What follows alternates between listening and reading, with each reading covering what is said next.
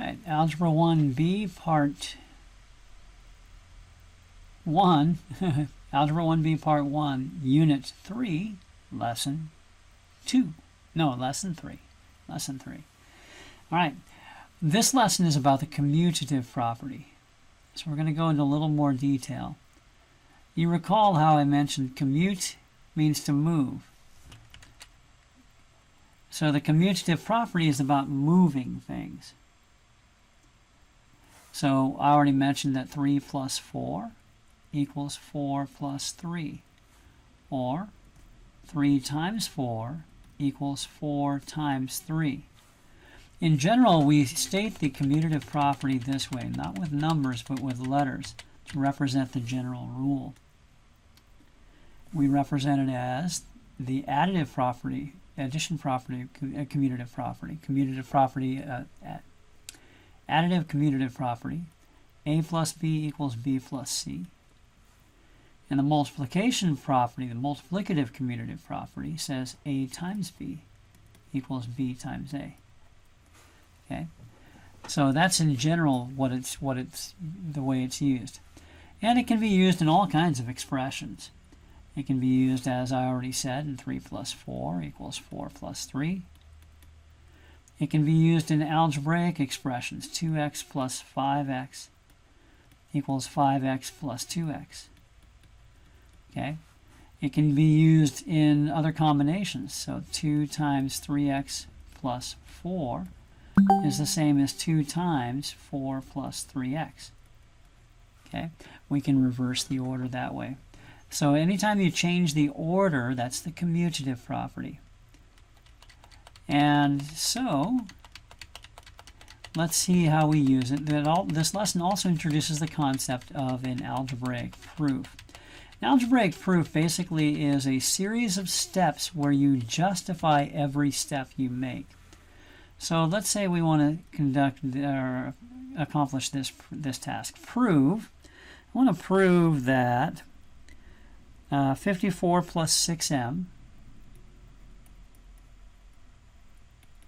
is the same as or equals 6 times m plus 9. So here's a series of steps. I write 6 times m plus 9. That's our given statement. I then distribute 6 times m using the distributive property. 6 times m plus 6 times 9, 6m plus 54. And I state what I did. I used the distributive property.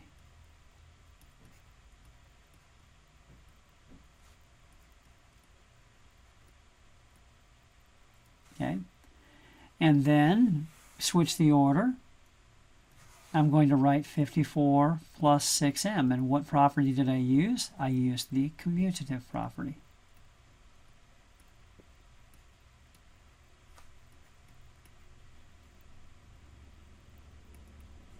Okay. And we are done. We have proven that 54 plus 6m is the same as 6m plus 6 times m plus 9. Okay. That's really about it today. You're going to use the commutative property and the of multiplication and addition. I will say this. I want to give you one more example here. If I have this problem, 5 times x plus 2. Okay, we can use the commutative property of addition.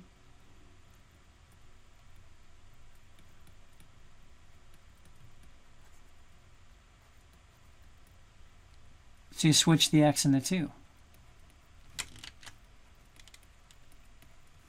We can use the commutative property of multiplication.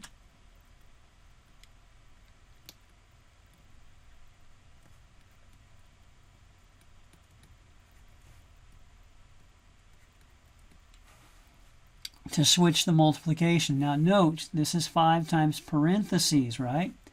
So when we switch places here, we're going to switch places with the 5 and the parentheses. Those are going to trade places. So we're going to end up with 2 plus x times 5.